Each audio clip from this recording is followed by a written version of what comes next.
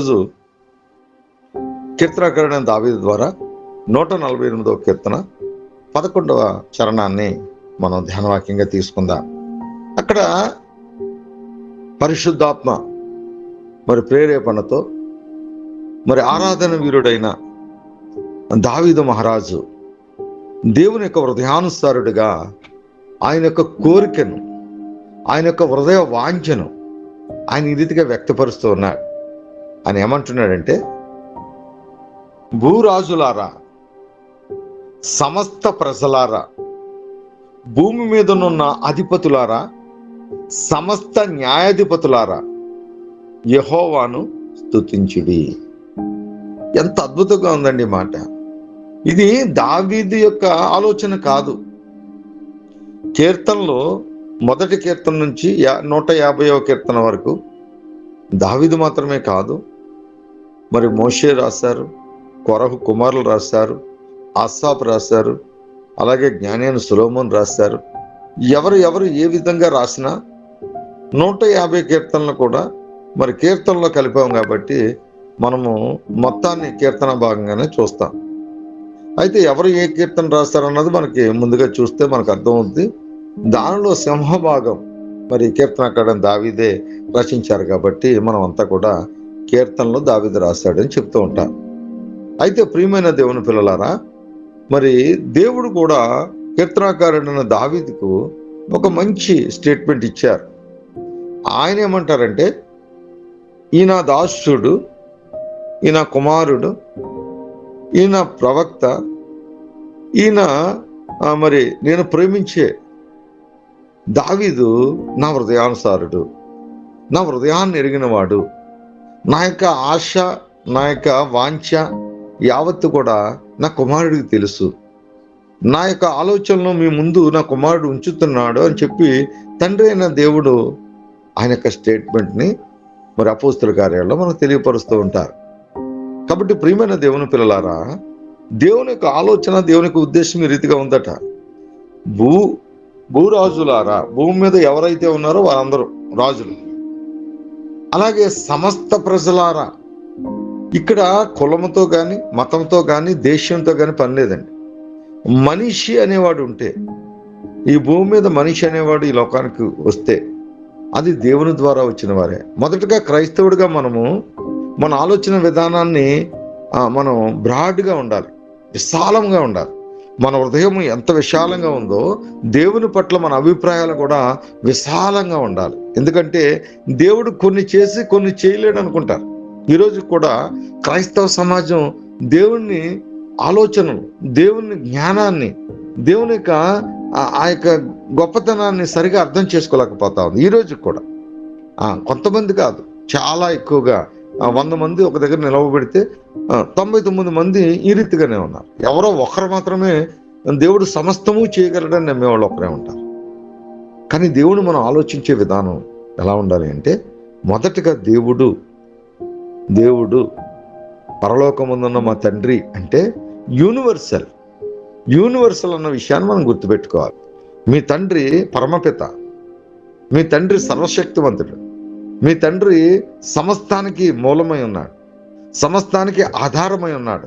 మీ తండ్రి విశ్వచక్రవర్తి అయి ఉన్నాడు, మీ తండ్రి విశ్వ సార్వభౌముడై ఉన్నాడు, సమస్త పరిపాలకుడిగా ఉన్నాడు.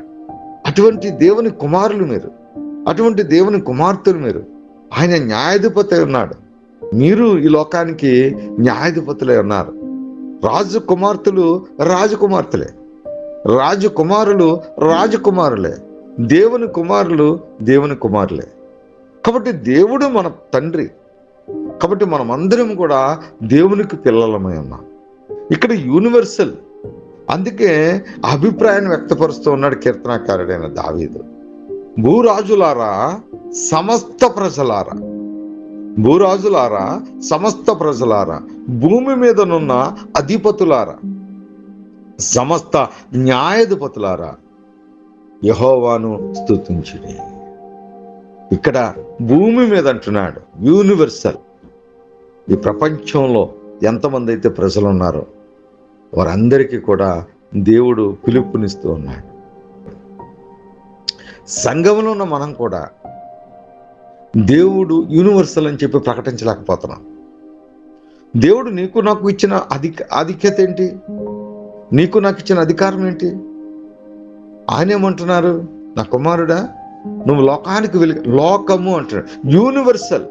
ఆలోచించండి, లోకానికి వెలుగు అంటున్నాడు. నువ్వేమనుకుంటున్నావు?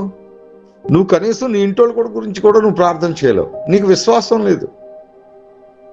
నువ్వు ప్రార్థన చేసి నువ్వు బ్రతుకుతున్నావు అంటే నీ బ్రతుకు ఎందుకో తెలుసా? నీకోసం కాదు. నీ బ్రతుకు లోకం కొరకు, నీ విశ్వాసం లోకం కొరకు, నీ సాక్ష్యం లోకం కొరకు, నీ జీవితం లోకం కొరకు, నీ త్యాగం లోకం కొరకు, నీ బ్రతుకు కాలం అంతా కూడా ఈ లోకం కొరకు దేవుణ్ణి ప్రకటిస్తూ సజీవయాగముగా నీ శరీరాన్ని సమర్పించుటే దేవుని యొక్క మరి గొప్ప ఆలోచన. నీ పట్ల ఆయనకు ఆలోచన ఏంటి? దేవుడు నిన్ను గూర్చి ఏం ఆలోచన చేస్తున్నాడు? ఎంతసేపు ఏమండి అయ్యగారు, దేవుడు నా పట్ల ఉద్దేశాన్ని ఏంటి అని అడుగుతారు. దేవునికి ఉద్దేశాన్ని చెప్తా, ఉద్దేశాన్ని బట్టి బ్రతకడానికి ఇష్టపడరు. రోమిలకు రాసిన పత్రికలో అపోస్తలుడైన పౌలు సంఘానికి ఈ రీతిగా తెలియపరుస్తూ ఉన్నాడు. 12వ అధ్యాయం 1వ వచనాన్ని చదువుతున్నాను. కాబట్టి సహోదరులారా, పరిశుద్ధమును దేవునికి అనుకూలమైన సజీవ యాగముగా మీ శరీరాలను ఆయనకు సమర్పించుకొనుడని దేవుని వాత్సల్యమును బట్టి మిమ్మును బ్రతిమలాడుకొనుచున్నాను. ఇట్టి సేవ మీకు యుక్తమైనది అంటున్నాడు. ఎంత ఆశ్చర్యం అండి! దేవుడు ఎప్పుడు కూడా యూనివర్సల్, నీవు కూడా యూనివర్సల్. నువ్వు కేవలం ఒంటరివాడువా? ఎస్. కానీ నీతో ఆ త్రియేక దేవుడు నీతో ఆయన ఉన్నారు. నువ్వెప్పుడు ఎన్నడూ ఒంటరివాడు కాదు. నువ్వు గుర్తించాలంతే. మనందరినీ కూడా ఆయన ప్రేమిస్తున్నాడు. ఎందుకంటే జగత్ పునాది వేయబడక మునిపే యూనివర్సల్లో ఎంతమంది అయితే ప్రజ ఉన్నారో ఆ ప్రజ అందరూ కూడా మొదటిగా ప్రభువులో ఉన్నారు. అందుకే ప్రభు అంటున్నాడు, పిలవబడిన వారికి. ఎవరు పిలవబడిన వారు? సంఘములోకి వచ్చేసరికి మనం ఏమనుకుంటామంటే మన సంఘములో ఉన్న వారి కోసం మనం ఆలోచించేస్తాం. కానీ ఇది పిలుపు సంఘములో ఉన్నవారు కాదు, యూనివర్సల్. ఈ పిలుపు అనేది యూనివర్సల్. ప్రపంచవ్యాప్తముగా ప్రతి ఒక్కరికి కూడా దేవుడు పిలుస్తున్నాడు. జీసస్ కాల్ పిలుచుచున్నాడు. యేసు పిలుచుచున్నాడు. ఏమని? సమస్త ప్రజలారా. ఇదే మాటను మొదటిగా కీర్తనాకారుడైన దావీదు, తన హృదయాన్ని తెలిసిన దావీదు తెలియపరుస్తూ ఉన్నాడు. భూరాజులారా, సమస్త ప్రజలారా అంటున్నాడు. దీనిలో రంగు రుచి భేదం ఏం లేదండి. ఆ భాష ఈ భాష, ఆ దేశం ఈ దేశం, నల్లోడు తెల్లోడు, పొడవోడు పొట్టోడు అనే భావాలు ఏం లేవు. ప్రతి మనిషిని దేవుడు పిలుస్తున్నాడు. అందుకే యోధా గారి ద్వారా పరిశుద్ధాత్ముడు యోధాను ప్రేరేపించి తండ్రి అయిన దేవుని చేత పలికింపబడిన మాట అద్భుతము. పిలవబడిన వారికి. ఎవరు పిలువబడ్డారంటే అందరూ పిలువబడిన వారే. కానీ కొందరే ఏర్పాటు చేయబడ్డవారు. నువ్వు పిలువబడిన వారిలో నువ్వు ఉన్నావు, నేను ఉన్నాను. కానీ ఏర్పాట్లో ఉన్నావా? అది రెండవదిగా మనం చూద్దాం. ఈరోజు మనం తెలుసుకోవాల్సింది ఏంటంటే ఆయన పిలుపు ఒక గ్రామానికి సంబంధించింది కాదు, ఒక చర్చికి సంబంధించింది. మరీ విడ్డూరం అండి. క్రైస్తత్వం ఎంత విడ్డూరం అంటే, నా సంఘము, నా మినిస్ట్రీ, లేదా నా యొక్క శాఖ, మత శాఖ, నా మతము, ఇవన్నీ ఎవరు తీసుకొచ్చారంటే ఈ లోకములో కడుపు కోసం, కడుపు నింపుకోవడం కోసం చేసే ప్రయత్నాలు ఇవంతే. దేవుడు యూనివర్సల్ అని చెప్పలేకపోతున్నాం. సంఘము, సార్వత్రిక సంఘం అంటే అది యూనివర్సల్ అని చెప్పలేకపోతున్నాం. చర్చ్ అంటే అది దేవుని శరీరం అని చెప్పలేకపోతున్నాం. ఏమండి, ప్రభు అయితే ఎంత ఖండితంగా మాట్లాడతారు తెలుసండి. మీ హస్తకృత్యాలైన ఆలయములో నేను నివసించను అని ప్రభు సెలవిస్తా ఉన్నా. మనం ఏం చేస్తున్నాం? శుభ్రంగా ఊరందరి దగ్గర డబ్బులు దండి, ఏమండి, ఎక్కడా లేనంత గొప్పగా చర్చి కట్టి ఈ చర్చిలో మాత్రమే దేవుడు ఉన్నాడని, ఈ చర్చిలో మాత్రమే వస్తేనే ఆశ్రయించబడతారని, ఈ చర్చికి వస్తేనే దేవుడు పరలోకం ఇస్తాడని మన మాటలు ఈ రీతిగా ఉన్నాయి. కానీ దేవుని యొక్క గుణగణాలు కానీ, దేవుని యొక్క ఆలోచన విధానం కానీ, దేవుని యొక్క స్వారూప్యం కానీ,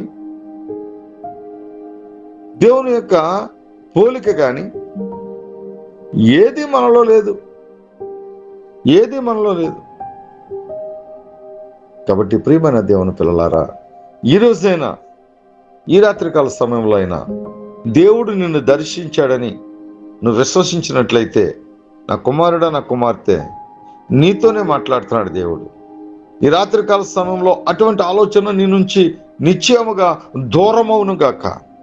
నీ హృదయం నుంచి అటువంటి తలంపులు నిశ్చయముగా కొట్టివేయబడును గాక.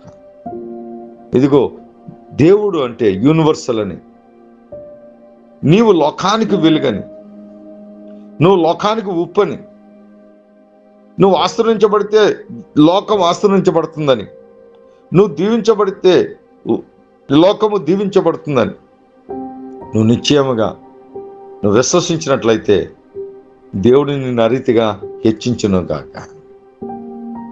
నిశ్చయముగా దేవుడు హెచ్చించును గాక. కాబట్టి ప్రియమైన దేవుని పిల్లలారా, దేవాది దేవుడు ఏదైనా ఆయన చాలా నిర్మోహమాటంగా, నిర్హేతకంగా ఆయన ప్రతి విషయాన్ని కూడా మరి వాక్యము ద్వారా మనతో మాట్లాడుతూ ఉన్నాడు. అపోస్తుల కార్యాలు 7వ అధ్యాయంలో ఒక మాట చదువుతాను. అపోస్తుల కార్యాలు 7వ అధ్యాయము 46వ వచనం చదువుతున్నాను. అతడు దేవుని దయ పొంది యాకోబు యొక్క దేవుని నివాస స్థలము కట్టగోరెను. దేవునికి ఒక నివాస స్థలము కట్టాలని ఆలోచన చేస్తా ఉన్నాడట. అయితే సొలొమోను ఆయన కొరకు మందిరము కట్టించెను. సొలొమోను అంటే యాకోబు యొక్క దేవుని నివాస స్థలం ఎవరు కట్టాలనుకున్నారట? దావీదు కట్టాలని కోరుకున్నాడట.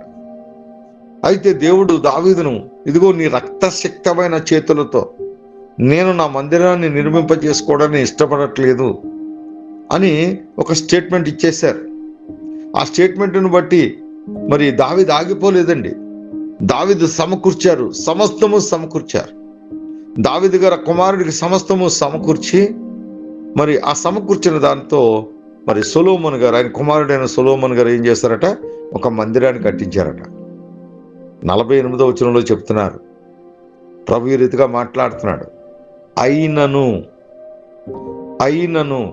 ఆకాశము నా సింహాసనము, భూమి నా పాదపీఠము, మీరు నా కొరకు ఎలాంటి మందిరము కట్టుదురు? నా కొరకు ఎలాంటి మందిరము కట్టుదురు? నా విశ్రాంతి స్థలము ఏది?